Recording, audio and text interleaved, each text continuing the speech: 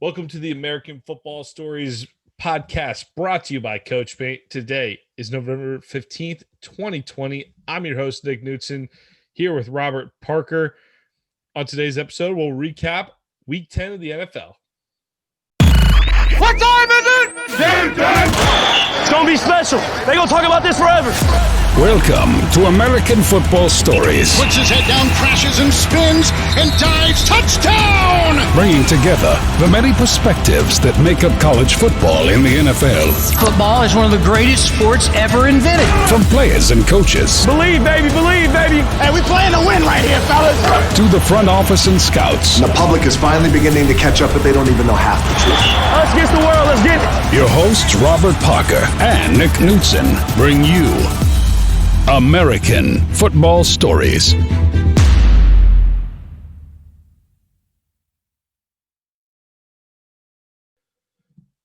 All right, let's get rolling with Week 10 of the NFL. Bye weeks first, the Atlanta Falcons, Dallas Cowboys, Kansas City Chiefs, New York Jets. For those of you like me missing Pat Mahomes in your fantasy lineup, hopefully you found an option this week because I don't know about you, but Pat Mahomes carrying my fantasy team this year.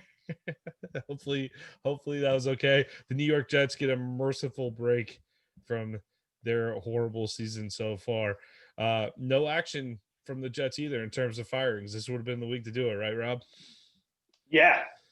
So all right. So they seem like they're gonna ride it out for the season, maybe make a move late, but for now they're good. All right. Thursday night, we had Indianapolis go to Tennessee, and this was a game I fully expected to see how this was going to play out. I thought Tennessee was absolutely going to stop them. And just when you think you have teams figured out in the NFL, you get a game like this. The Colts double up the Titans. They take the AFC South lead, 34-17 in Nashville. Phil Rivers goes for 308 and a touchdown, 2 TDs posted by Indianapolis running back Nyheim Hines. And big day for rookie wideout Michael Pittman out of USC, 7 receptions, 101 yards. Derrick Henry goes over the 100-yard mark, but the Titans offense gets shut out in the second half. This is a big loss at home for Tennessee, Rob. Colts are now in control of the division. Yeah, definitely a huge loss. I didn't see this one coming. I know we had on our picks episode, that just the line kind of looked a little bit fishy. But once again, the Colts team, they play defense, and if Phillip Rivers can limit turnovers, they're going to be good on the offense side of the ball, and that's what you kind of saw. Phillip Rivers had one of his best days of the year, and Tennessee defense just really didn't show up. I think that's going to be something to keep an eye on moving forward. That Tennessee Titans defense. Baltimore, Indy on the road, and Cleveland are next up for the Titans. Definitely the next two are getting to be about must win for Tennessee at this time of year. Indianapolis has the Packers, and then of course the Titans the next 2 weeks.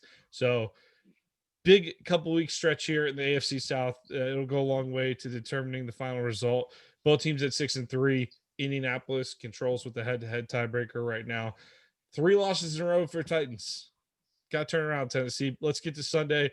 Houston went to Cleveland, and we had some good old-fashioned defensive football. Nick Chubb, welcome back. 126 yards in the Brownies' only TD.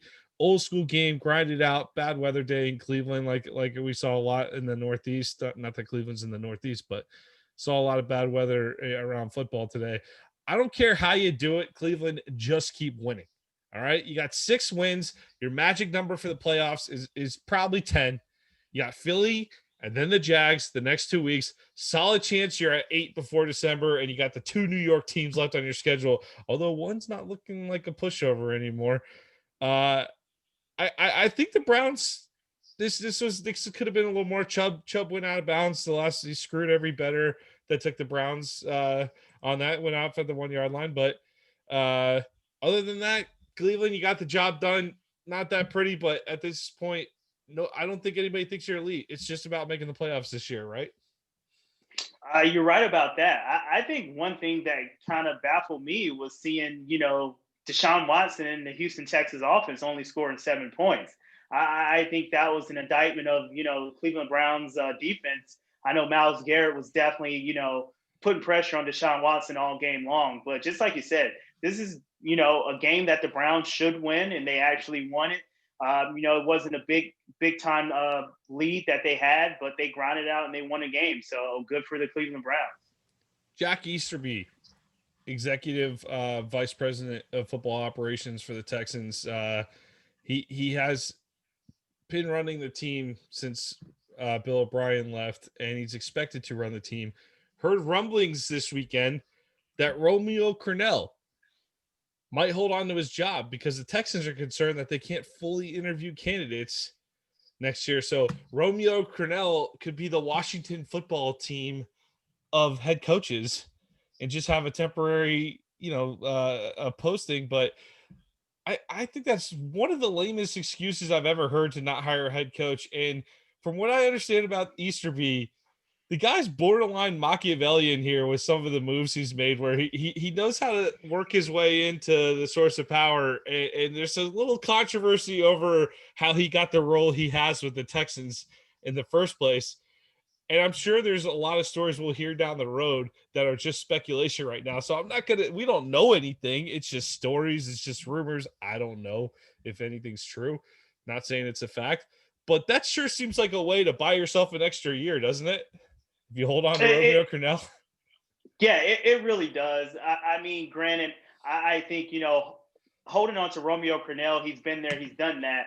So it's definitely a good interim coach to have. But just like you said, it really seems like a lame excuse not to hire a coach. Because if you're going to have Romeo Crennel there another year, you might as well just kind of, bring him on, permanently, at least for the time being, rather than just sticking them with that interim tag. But just like you said, I think, this is great GMing, just kind of, buying an extra year, trying to see what's out there. But yeah, it definitely seems pretty weird to say, hey, we can't interview coaches moving forward, so we're just going to stick with Romeo Crennel. It's great BSing, not GMing. If I'm a Texans fan, I'm furious. If that's remotely true, I'm furious about that, because you can hop on Zoom like we're doing right now. You can do 100 things. The airports are open, okay? And maybe we'll take a break again at some point down the road. Who knows? But for now, the airports are open, or hell, maybe you can hop in a car and drive somewhere. It's not that hard to meet people, and you don't have to shake hands. You don't have to hug. You don't have to share a plate of pasta or whatever the hell it is that you can't do. I just think that's an absolute ludicrous excuse to not hire a coach, and that sounds like a total horse hockey, as the folks in Texas do not say. Let's move on to Washington and Detroit. The Washington football team, once again, showing their competitive spirit. They're in a lot of these games. 30-27, the Lions end up prevailing. Typical Lions game this year, though. Trust no lead. And if it wasn't for the Falcons, Detroit would be the infamous team for blowing leads in the NFL. We'd be talking about the Lions all the time, but thankfully the Lions have the Falcons, and they did it to the Falcons too. So that's another thing that's a positive for Detroit. But they're up 24-3 against a pretty inept Washington offense. Alex Smith gets hot in the second half. The football team ties it up halfway through the fourth quarter. Luckily, though, the Lions had the ball last, managed to hold on, kick a field goal as time expired to get the win. Rob, good day for rookie running back DeAndre Swift. 16 carries, 81 yards, but 5 receptions out of the backfield for 68 and a TD. Looking like a great fantasy option. I know we don't talk about fantasy football on this podcast, but looking like a great fantasy option down the playoff stretch. Yeah, he really is. And that's one player that I definitely want to harp on. I know early in the year he had that bad drop late in the game that could have sealed that win. And it really seems like, that kind of propelled him to actually, kind of go out and play good football. And that's what we've been seeing the last couple of weeks. But once again, I just want to talk about Alex Smith, and that's one of the bright spots of this Washington football team.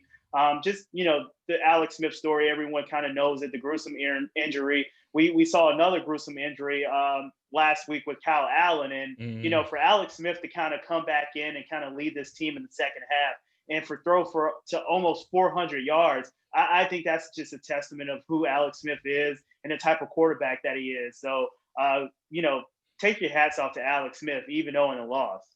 Yeah, yeah, good win. Definitely not the Alex Smith we saw a few years ago, but he's still there. I mean, coming back from that injury is unbelievable.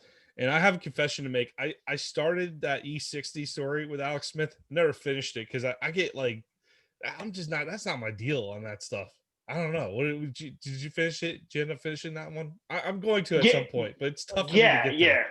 Yeah, It was a tough watch. yeah, It was definitely if you have a weak stomach, it's definitely something that you probably don't want to watch. But yeah. I love Alex Smith. I always thought he was one of those quarterbacks who come and being a first round draft pick. He caught a lot of flack for kind of not living up to the hype. But if you really look at his numbers the last 5 to 6 years, he's been playing exceptionally well elite football at the quarterback position. Yeah, I don't think And anybody would label him a bust yeah, anymore. Yeah. yeah, and he's doing it, suffering the freak accident that he had. Once again, I love Alex Smith as a quarterback. Great storyline. All right, Jacksonville. They gave Green Bay a run for their money, but thankfully for this Jags fan, they end up losing 24-20. I want that draft pick, man. I want that draft pick. It's not good. This team's not good. I don't have any hope for this year. Let's get that draft pick. The defense did play well today, though. Frustrating Aaron Rodgers for most of the day. The pack had to come back. They overcame a sloppy performance to win 24-20. James Robinson gets over the century mark for the Jags. Luton looked like a rookie in this one. Thought he looked a little better last week. Rodgers, not his best day, ends up getting the job done at the end of the day. That throw he had to Devontae Adams, the last touchdown, Jacksonville only had 10 men on the field. So that's the type of year it is in Jacksonville, Florida for Jaguars football. But the good news for the Jags, you hold on to the number 2 pick in the draft. Jacksonville fans can keep dreaming about Justin Fields and that mock draft I saw this week of Justin Fields and Kyle Pitts going to the Jags in the first round. So close your eyes and imagine that tandem getting the Jags to the Super Bowl 5 years from now. Looking forward to seeing that happen in Jacksonville. Yeah, I mean, if it plays out like that, that would definitely be a great story. But yeah, Aaron Rodgers is Aaron Rodgers. He definitely had a tough day with the Jacksonville defense getting a little bit pressure on him. But he's definitely going to make those throws that he needs to make to win the game.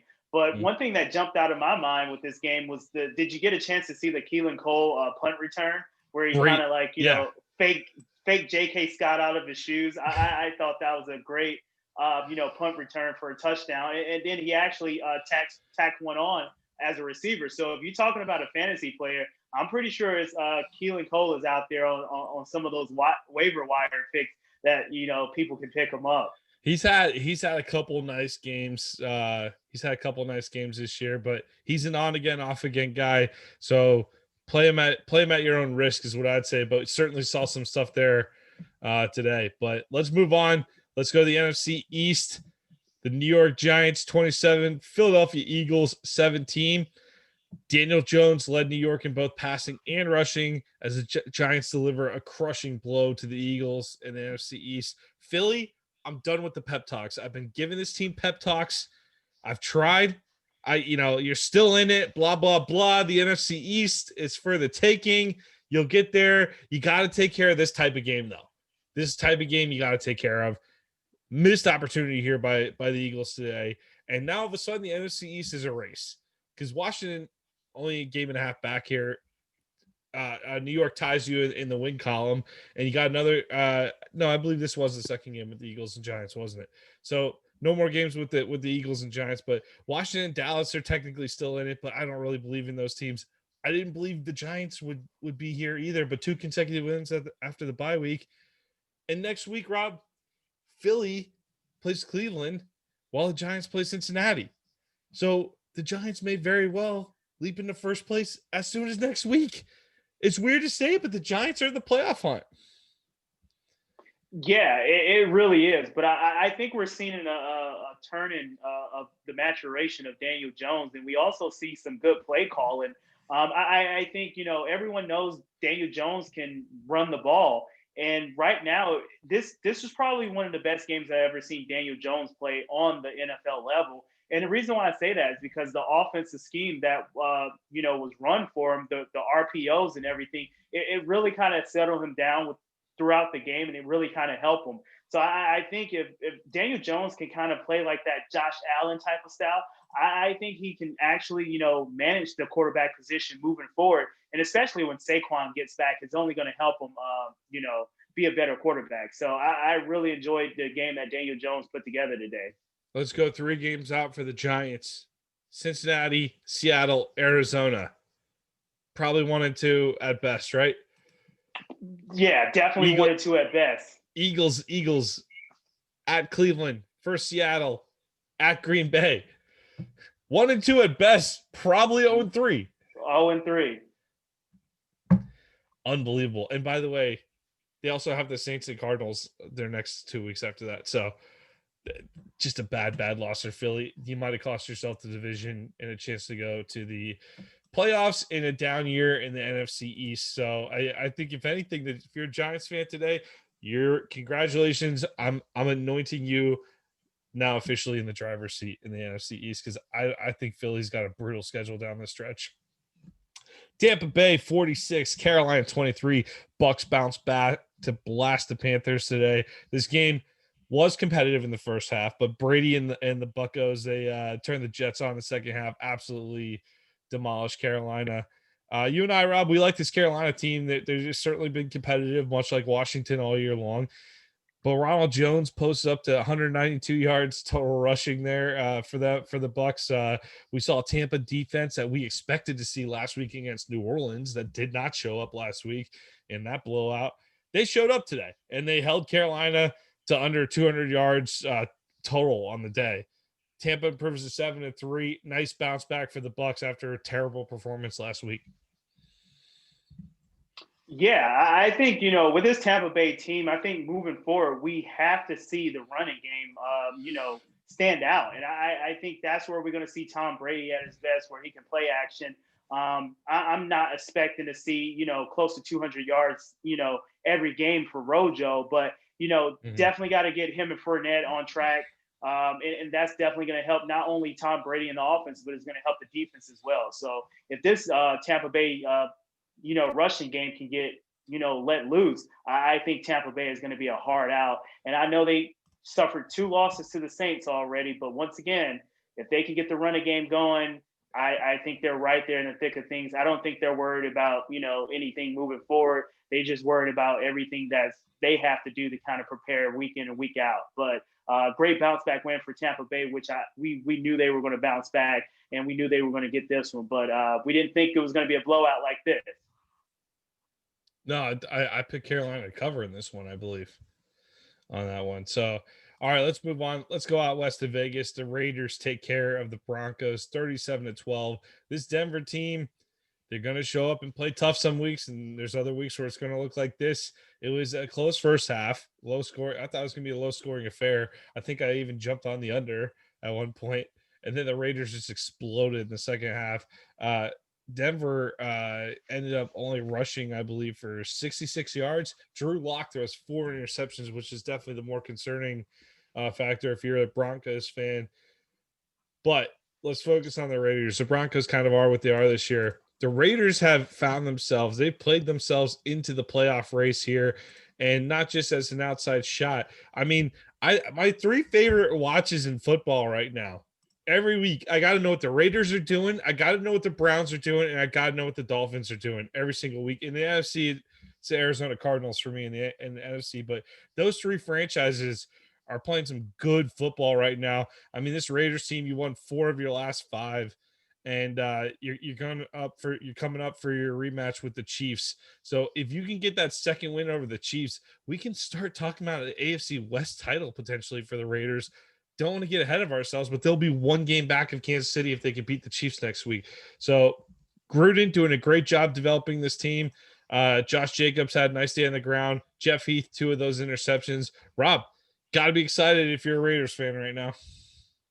Yeah, I think you have to be. And the reason why I say this is because, the narrative surrounding, Gruden and Derek Carr was that, that's not his guy. That's not his quarterback. And the talk of the town was that, hey, Derek Carr and John Gruden's not on the same page. But I tell you what, Derek Carr is the quarterback for the Vegas Raiders, and I think he should be the quarterback moving forward. He's just been playing absolutely exceptionally well this year, and he not only he's managing games, he's actually going out and winning some games as well. And I think the more pieces that they surround him with, the better this Vegas team is going to be moving forward. And I don't think they beat Kansas City again. If they do, it definitely is going to be a shocker to me. I didn't think they were going to beat them, the first game that they played. But they're competitive and they're actually winning games. You got a 1-2 punch with Booker and Josh Jacobs in the backfield, and you got some pieces on the outside. But they are lacking a little bit, more offensive pieces, offensive weapons on the offense side of the ball. But I really love this Las Vegas Raiders team. Definitely one of the better stories in the NFL right now, and firmly entrenched in the playoff race right now.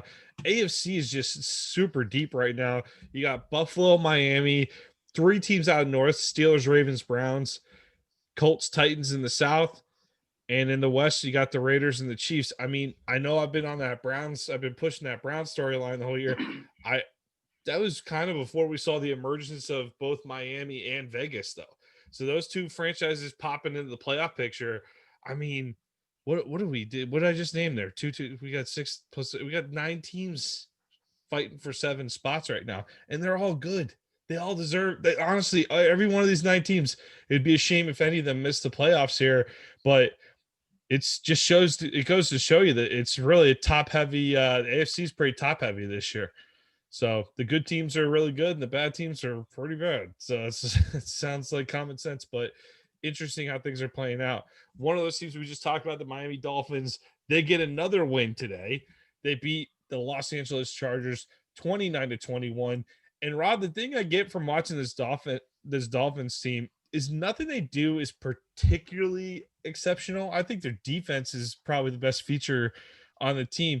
Tua's good, but he's not like blowing it up statistically.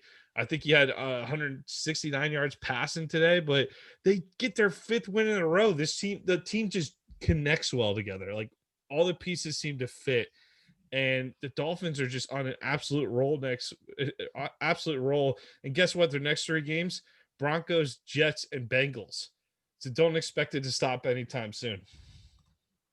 Yeah, I'm right there with you. Definitely don't expect it to stop anytime soon. And more so the reason, just like you said, is on the defense side of the ball. Mm-hmm. They're playing great defense and they're running the ball on the offense side.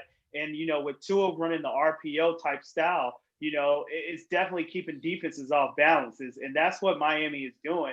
And I don't see them stopping moving forward. If this defense can hold up, barring the injuries, and Tua can kind of, get into the swing of things and actually, go out there and throw for, we're seeing this Dolphins team win, and Tua's not throwing for the gaudy stats that we've seen him throw for in Alabama. So just picture that.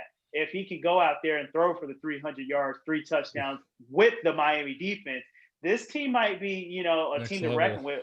Yeah. Yeah. And that's what I think. I don't think that I'd want to see Miami in the wild card round. Yeah, I agree with you. I know I was one of the ones who was against, Brian Flores about, benching Fitzpatrick and starting Tua. But one thing that Tua hasn't been really doing that Fitzpatrick is kind of known for is turning over the ball. Mm-hmm. So, I mean, if you can keep the turnovers to a minimum, you can run the ball, you can play defense. That's a recipe to win not only a couple games, but lots of games.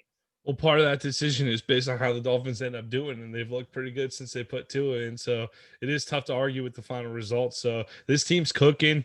It's fun to watch. Good for Miami. They haven't had a good football team forever. Miami is not a good sports town, but when the Dolphins are good and when the Hurricanes are good, those are the 2 teams. I mean, the Heat, when teams are good, they get behind them. They really get behind them. But I think the Dolphins are the one team that really is fully supported, win or lose, in Miami. And so that town loves the Dolphins, and good to see them get a winner because it's been a while. Let's go on to the AFC East leaders. The Buffalo Bills lose in devastating Hail Mary fashion, or as I call it, the Hail Murray. And I'm going to trademark that. If you want to put it on any t-shirts, let me know. Hit me up. Just message us on Twitter. Hail Murray happened today. Kyler Murray drops back, just throws it up, knows he's got DeAndre Hopkins there, gets it over 3 Buffalo Bills. Unbelievable finish to this game. And really, it was going to be an unbelievable finish anyway because Stephon Diggs came up with a clutch play late for the Bills. The Bills at one point, though, were up 23-9 in this game when Arizona got going in the second half. But it was a hard-fought game. You really can't fault Buffalo. I don't fault Buffalo too much. This Arizona team has been very hot, and it's been good. It was a good game, good back and forth game. This looked like a playoff game today. Yeah, this was definitely a high intensity matchup. This is probably one of the few games that I was dialed into, especially in the 4:00 evening. But yeah, Kyler Murray, man, like I know we've been talking about him a lot lately, but for great reason. Like, he's a stud. I know a lot of, sports pundits out there were saying, hey, I don't think he can make the transition from being a college quarterback to a number 1 draft pick. And, but he's proven everybody wrong. And him and Cliff Kingsbury definitely have something cooking with that offense, and just that RPO and that read option out there in the desert. So I think, a lot of teams is going to try to buckle down and kind of do the Lamar Jackson thing with him and kind of force him to beat you throwing the ball. But hey, he's one of the more accurate quarterbacks in the league. So I mean, how many quarterbacks can make that throw, go into their left while they're getting pushed out of bounds and heaving it up there? And it was definitely a Hail Mary pass, but we see those Hail Mary passes sometimes kind of float and go out the back of the end zone. That was like laid up perfect, and DeAndre Hopkins kind of came down with it. So that was an unbelievable catch, but an unbelievable throw as well. How'd you feel about Josh Allen in this game? Once again, I think we talked about the Bills being in that, elite group of teams. And we talk about that, me and you, every week, Nick. But having Josh Allen and the Bills play a tough game like this against Arizona, they're definitely straddling the fence to be an elite team. I mean, Stephon Diggs is having an amazing year. I was kind of, concerned about that, trade with him going to Buffalo, especially with, Josh Allen not being an elite quarterback at his stage of his career right now, but it just really seems like it's working out for him. But one thing that this Bills team doesn't do that it needs to do to make a late push playoff run is to run the ball. You have with to someone run other the than ball. Josh Allen, right? Yeah, you have to run the ball. Yeah. I know Zach Moss got a couple, tough runs in there, but it really seems like they're not committed to run the ball if you're not Josh Allen, and you can't run your starting quarterback that many times. So no, to your point, they threw the ball 50 times. They ran 18. So Josh Allen accounted for 7 of those runs. You got Zach Moss back there. Come on. You got to throw the ball. You got to throw the ball. I get it.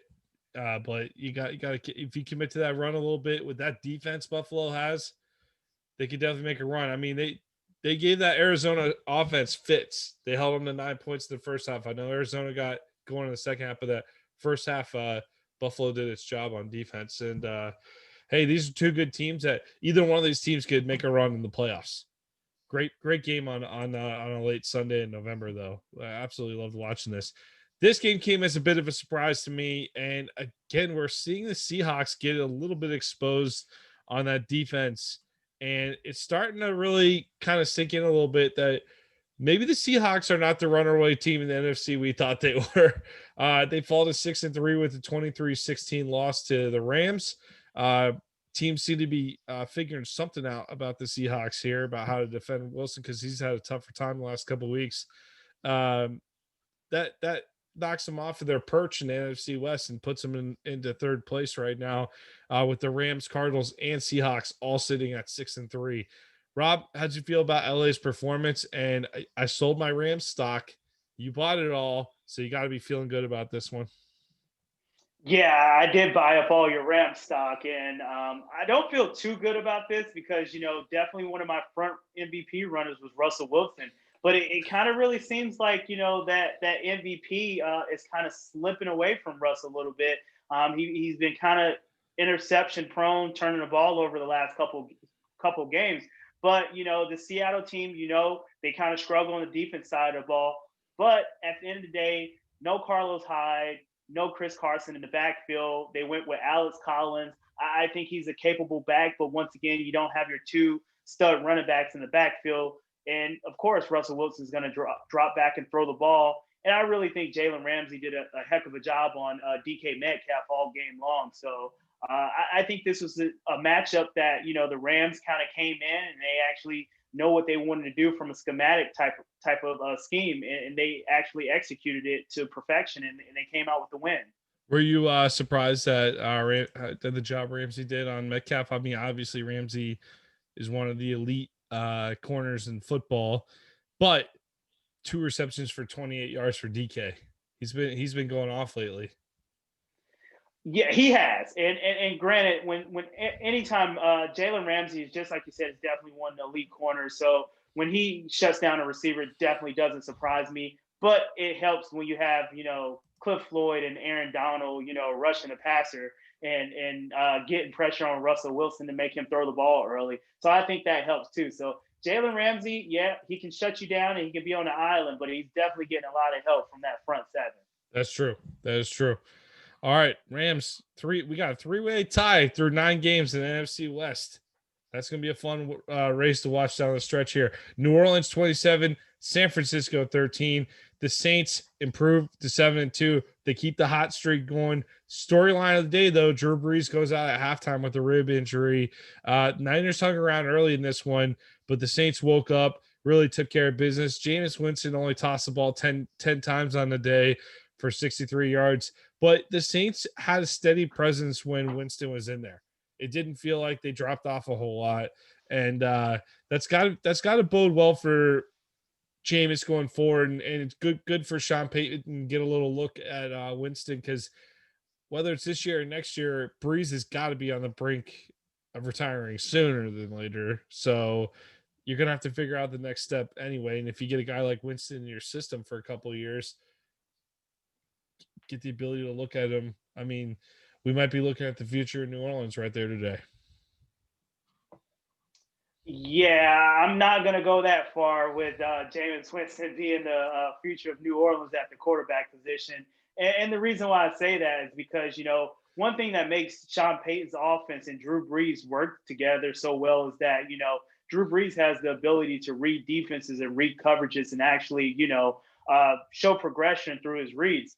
Jameis Winston, it really seems like, once he's locked in on a receiver, he's locked in. And if it's not there, then he tries to kind of, hold on to the ball. And that's where the defense kind of get there. So right. I don't think you're going to see this Saints offense move as fluid with Jameis Winston at the quarterback position if Drew Brees is not healthy to go. So well, I'm not calling the man Drew Brees for the record. Yeah. I know you're not, Nick, but I'm just saying, in order for, the Saints to make this deep playoff push, like many of us think they will, they're definitely going to have Drew Brees back there. I know that Taysom Hill, when he's back there running the Wildcat, that kind of gimmick type stuff, it works to a certain extent. But once again, just having Drew Brees back there just opens up a lot of stuff. So hopefully Drew Brees is healthy and hopefully he can come back next week. If not, hopefully he can be healthy for the playoffs so they can make a deep push in the playoffs to make a Super Bowl run. Yeah, it's pretty wild when you consider that Taysom Hill had as many carries as Alvin Kamara today. So got maybe they're saving Kamara. Who knows? All right, Pittsburgh 36, Cincinnati 10. This wasn't much of a contest. Joe Burrow, rough day for that Bengals offense. We've seen him go over 300 yards pretty consistently. Didn't top the 200-yard mark today, and there were a couple fumbles the Bengals lost on in this game, and really the Steelers, they didn't run the ball very well either. 44 yards rushing, but they just did what they do. They take care of business. They were the better team. They looked like the better team. It wasn't like that Dallas game where you felt like, ugh, that was such an ugly win. Roethlisberger, 333 yards, 4 touchdowns.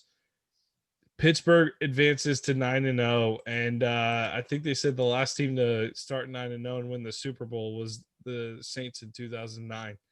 So good history on the Steelers side. And by the way, 10-0, looking okay. If you got Jacksonville next week, if you're Pittsburgh, road trip to the Jaguars to get to 10-0. So if they get to 10-0, the countdown to perfection begins. Yeah, and I can see them actually getting to 10-0. I think this Pittsburgh Steelers is probably one of the more complete teams that we have in the National Football League, especially on both sides of the ball, offense, defense. And now, hey, Ray McCloud, a former Miami Hurricane on the punt team, he has the ability to take one back, every other game. So the special teams in effect with a good offense and a good defense, I think, it definitely puts them up there to kind of compete with the Kansas City Chiefs. I love their receiving core too. I mean, Deontay Johnson, Juju, Claypool, Ebron, James Washington. It's pretty stacked. Roethlisberger has a lot of options. He does, and it really seems like he's getting the ball out of his hands, quicker this year compared to past years where he kind of hold on to the ball, ad lib, do his Big Ben thing, and kind of let it rip. But Big Ben is still capable to make all the throws that he needs to make. If he can stay healthy, this Pittsburgh Steelers team will be competing for a Super Bowl. All right, and then finally on Sunday night here, the Steelers put some distance between them and the Baltimore Ravens because 3 games, by the way, 3-game lead in the AFC. So when we talk about Baltimore, where they stand, hey, you're going to be fighting for a wild card spot there with the Cleveland Brownies. 23-17 loss to New England. I don't think many people saw this coming. The Patriots have been on quite a slide, although between the opt-outs, the number of opt-outs they've had this year, and just they've been hit by COVID. They just they can't catch a break this year in a lot of ways. The Patriots bounce back. They actually advanced to 4-5. This isn't like a football team that's like 1-7 or something like that. They're almost playing 500 football in pretty adverse conditions. And nice win tonight by the Pats in a game where I think many of us looked at that and went, why is that the Sunday night game this week? I think that the Pats definitely showed up and they played well. They used the formula we saw at the beginning of the year. Where Cam Newton was featured a little bit, 175 yards rushing compared to 135 yards on the ground.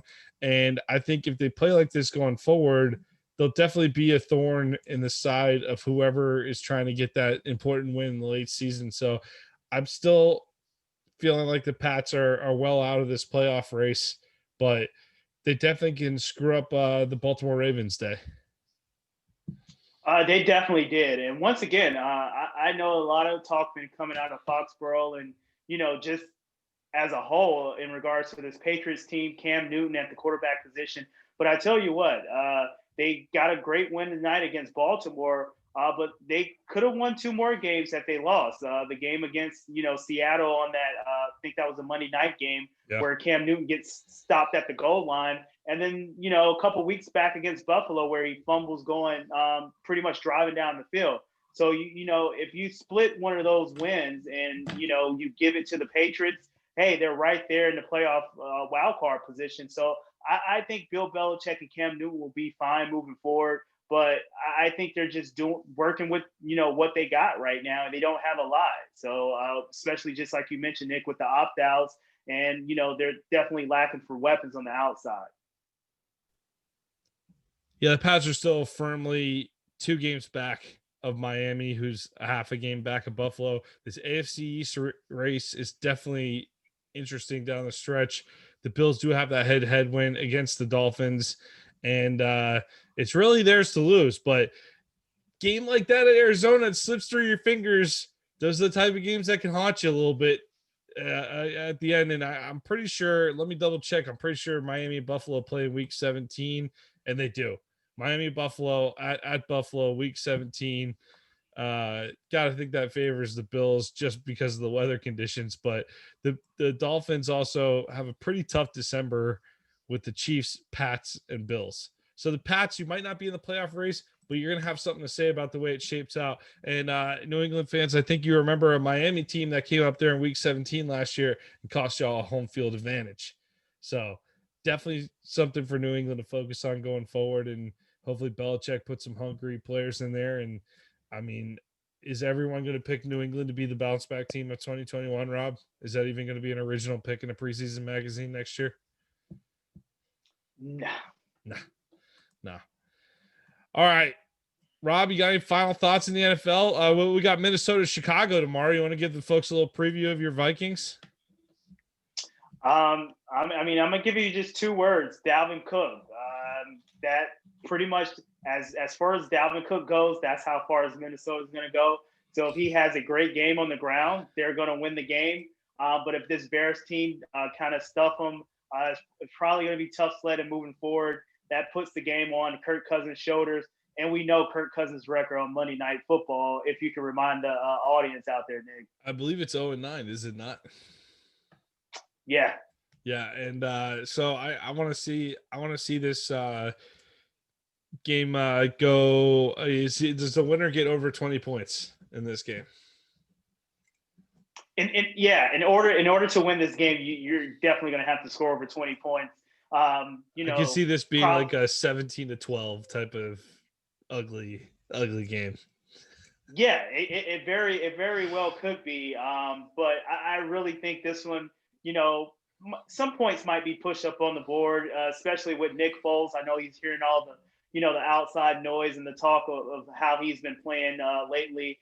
And Kirk Cousins, once again, he has to get the monkey off his back in regards to, winning on Monday Night Football or winning in prime time. So I really think there's going to be some points put up on the board. But just like I said, in order for the Vikings to win, Dalvin Cook, has to be the Dalvin Cook that we've seen since he come back from injury. In order for Chicago to win, Nick Foles is going to have to play a clean game. So I think those are going to be the 2 keys of the game right there. All right, let's move on to the Did You Know question, brought to you by Coach Paint. All right, the AFC East leader, the Buffalo Bills and Miami Dolphins. They've had a rough go of it playing in the same division with Brady and Belichick over the years, Rob. It's been a rough couple decades in both Buffalo and Miami.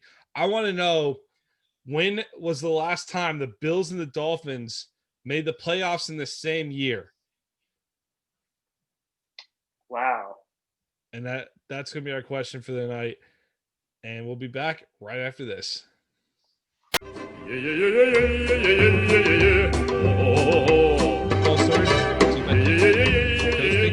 tool that allows us to add graphics to player highlight clips, similar to the graphics you see on TV. Coach Paint offers the ability to clearly tell a straight video while increasing retention of information in a shorter amount of time. Up your game with Coach Paint today. When was the last time the Bills and the Dolphins made the playoffs in the AFC? We know these last 2 decades, they've been under the thumb of the Patriots, and there's been times where each of them has made the playoffs one-on-one basis, but the 2 of them have not made the playoffs in quite a bit. And Rob, I'm asking you this because it was within our lifetime, and it'll probably be one of them involves a game you might remember. Yeah, great question, by the way. And just like you said, the Dolphins and the Bills has definitely been under the Belichick and the Patriots thumb the last couple decades. But with that being said, I think I want to go to the 90s. I know Buffalo kind of had that run with Jim Kelly, Thurman Thomas, and those guys going back to back-to-back Super Bowls. And the Dolphins wasn't too bad then. They had some pieces. A fellow by the name of Dan Marino. Yeah. So with that being said, I'm gonna go 95, 96. And what game do you remember from that playoffs? Oh, now it's a famous playoff game. Famous. So do you remember any famous playoff games from 95, 96? I'm trying to think back right now. 95, 96. Any famous playoff games? I'm trying to think of storylines right now. I'm going to say a name for you, and you can see if you can place it. Frank Wycheck.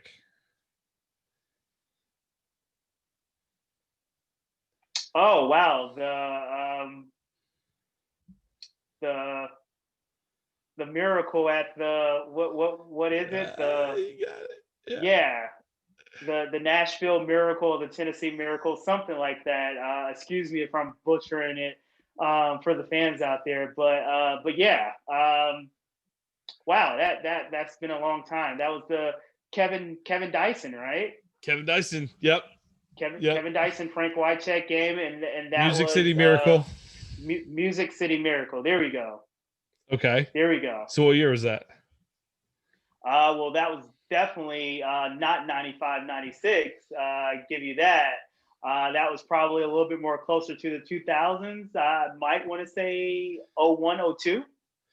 1999. Buffalo was the victim of the Music City Miracle. Miami went to Seattle. Dan Marino got his last playoff victory, but the Dolphins traveled to Jacksonville, Florida the next week. Fred Taylor and the Jacksonville Jaguars put a 62 spot up on the Dolphins, ended the Jimmy Johnson era. Dan Marino retired after losing 62-7 to the Jacksonville Jaguars. That put the Jags in the AFC Championship game against the Titans, who were illegitimate. They shouldn't have been there. The Music City Miracle was a forward pass. I will maintain that to this day.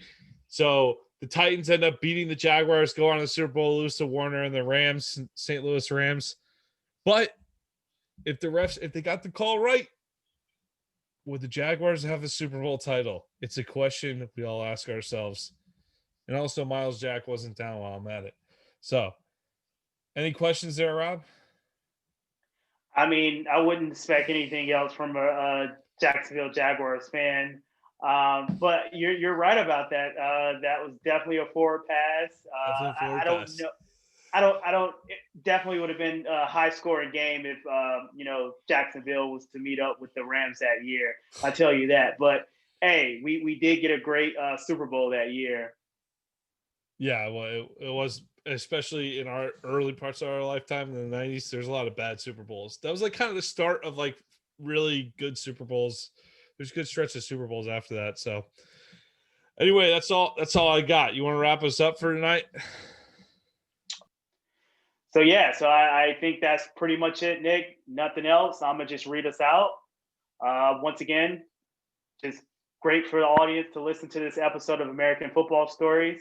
You can find our content on Apple Podcasts and YouTube. Please subscribe and rate us 5 stars, and follow us on Twitter at American FB Stories, and check out our website at AmericanFootballStories.com. Once again, my name is Robert Parker, and my co-host is Nick Newsom. Thank you, and join us for next week's episode. You play to win the game. Hello? You play to win the game. You don't play to just play it. That's the great thing about sports. You play to win.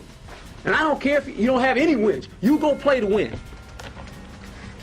When you start telling me it doesn't matter, then retire. Get out. Because it matters.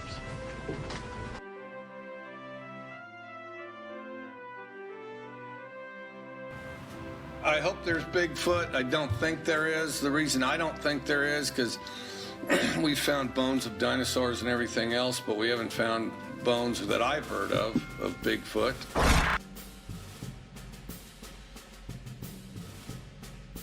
I'm very upset. We should have been in a ball game with fast field goal. The coach had sent him in. We shouldn't have sent him in. That's a dang coaching mistake. That the kids are playing their tail off, and the coaches are screwing it up.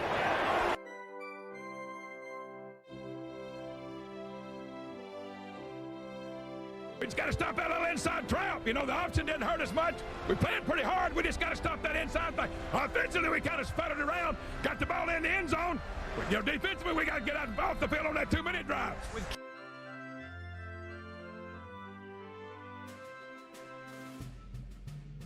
Injuries to your offensive line. What do you do in the second half? Oh, we're just going to play. We just got to keep playing. Thank you, Coach. He has a magnificent personality, I'll tell you.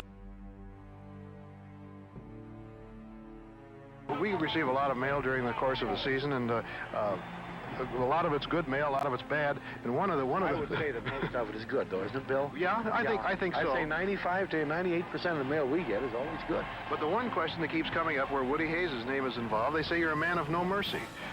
And yet... You know, frankly, I don't care much what they think.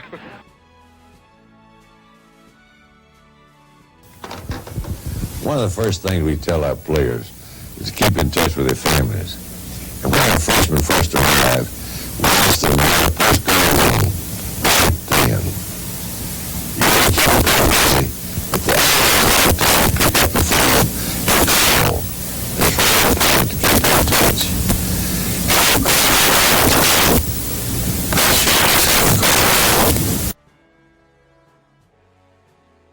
At the point of attack and you don't get any. Am I happy about that? No. Did they play better today? Yes. And you're right. I hadn't watched the film yet, so it's not fair to make a total assessment. You guys can see better where you watch the game from than I can see where I watch the game from. What'd you think? I thought it was so-so. Okay, well then, you know, I appreciate your opinion, you know. I mean,